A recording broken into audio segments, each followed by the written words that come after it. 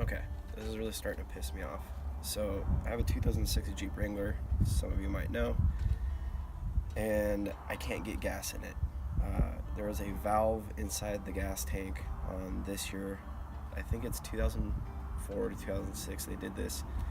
It's a valve built as part of the gas tank to help stop fuel from coming back out when you fill the gas tank up. Um, from what I've read, what happens is there's seals, some sort of rubber or material, and a ball inside the tank, and those seals swell with the ethanol that's in our fuel now. And so what happens is that valve comes up and it sticks to those seals. So sometimes it gets stuck up, sometimes it gets stuck down. It looks like majority of the people it gets stuck down, which is why you have what's called the fuel spitting issue, where TJs will spit fuel out of the gas pump or out of the filler tube there when the pump kicks off.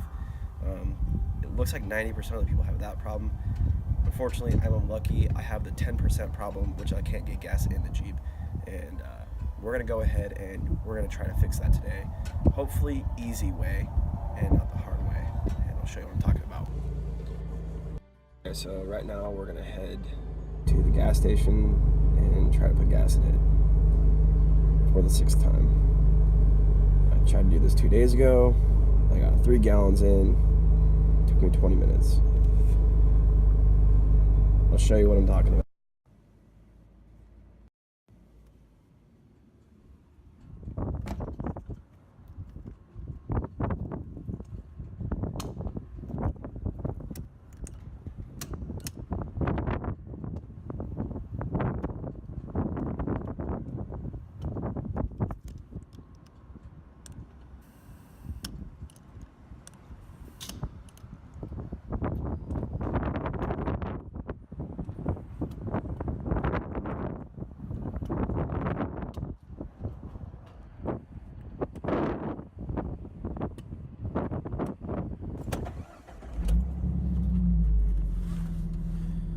So, as you saw, I can't get any fuel in the Jeep, and if I can get fuel in it, it takes forever. The reason I wasn't talking outside is because it's pretty windy right now. I don't have a good mic to stick on the camera, but this issue is just ridiculous. So that's where we're at. So what we're going to try to do is hammer that valve down. If it works, then I'll order the part to put the flapper valve in, and you guys will see all of that. So that's my story so far. A little pissed off about the warranty. Granted, I didn't buy the Jeep for the warranty. I didn't spend extra money on the warranty. It was just a perk of buying the Jeep. And it's not that big of a deal. I can fix it. But it's just more of the principle, you know. It's more of the principle that you buy something with this guarantee, and then they're not going to guarantee it because they magically can't find it. When I had the sensor issue with trying to smog it, I had 3 dealerships tell me two different stories. One dealership told me that, yeah, we have to research it. We don't know anything about it, and they never got back to me. Another dealership told me, yeah, we can fix it. We fix it all the time. It's $150. And I asked him, well, there's a TSB on it, service bulletin, and the service bulletin says that it's covered under a warranty. And they said, no, it's not covered under warranty. This is the service bulletin you've got to pay for. The third dealership I called did some research for me and then called me back and said, yeah, you have a lifetime warranty because I gave them my VIN number. We will cover that.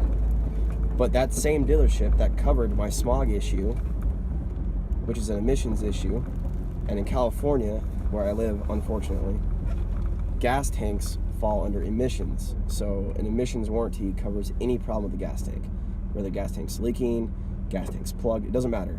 Gas pump, not the gas pump, the gas tank and fuel systems are considered emissions in California. So they wouldn't cover it, though. Apparently I didn't have a warranty for that. I had a warranty for a smog, which was a not even an hour fix. It was a 30-minute fix. You take 4 wires, you clip them, and resolder them together. So I don't know what the problem is, but all right, I'm back home. Let's go ahead and that's enough ranting now. Let's just go ahead and get this fixed. That way I can get gas in my Jeep. That way I can drive it.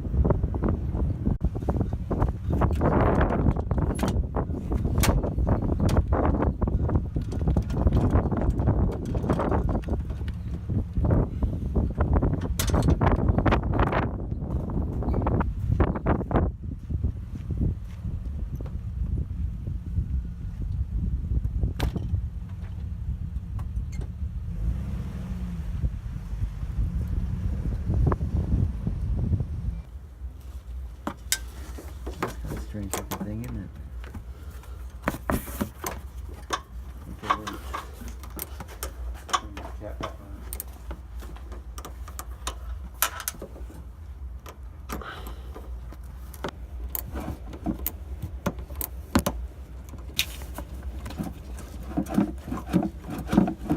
Okay, so here's where we're at. Try to take it apart. Got some of it apart. Couldn't get the filler tube separated from the tank.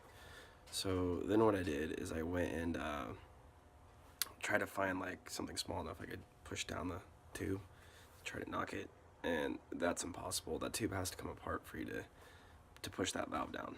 I'll show you what I'm talking about. So we took all this apart. Easy to do. It's just like 8 screws just to get some wiggle room. We tried to get into here. It's dark, I know. You'll see earlier under the clamp, we were trying to pull that, pull and twist that filler tube off. It's not happening. So this is gonna spark a multi-part series to get this done. Now what's gonna happen is I'm gonna order some parts, and once the parts come in, we're gonna do the next series. What we're gonna do is, boy, it's dark. Let's go to the other side where there's more light. Okay, if we look up in here, you can see my spring is at an angle there. It's bowing forward. Looks kind of like a banana. It's not too bad, but it is. That might be a better shot. You can probably see how the bump stops. There we go. The bump stops are not exactly aligned. See how the spring is bent forward? There you go. See that? Okay. So on a TJ, the reason that is because the coils are mounted forward on the frame, like so. So what happens is as you lift, your rear axle gets turned upwards, causing your spring to bend and arc like that. The fix for that is to cut this bracket off right here. This is the coil bucket. New coil buckets are 55 bucks. You can weld them on. You can cut this bucket off. Here's the trick. To get up in here, you've got to remove the fuel tank so you don't cut and or spark anything into the fill into the tank, and on that you can't really weld the other side without removing the tank. There's just no room. So because I'm gonna have to drop the tank, I figure might as well go this route anyway. So I'm gonna order these. They're probably gonna take a week or so. Once they come in, we'll install those. Now one more thing. Last thing, this is my Savvy skid plate. I've had it probably for about a month now.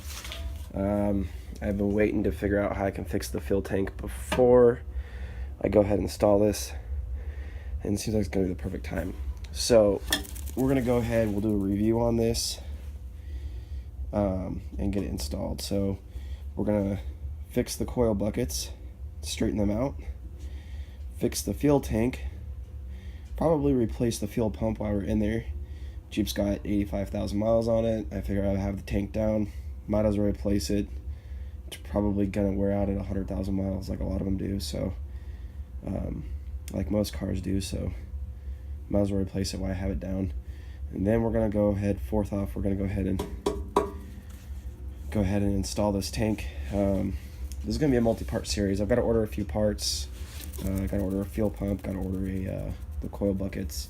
Not too expensive, but what we'll do is I'm gonna go ahead and push the Jeep in, and then it'll sit here until I get the parts. Any questions about anything, anything you'd like to see me do? If you have suggestions about anything, let me know. And as always, like, comment, subscribe. Thank you guys for watching.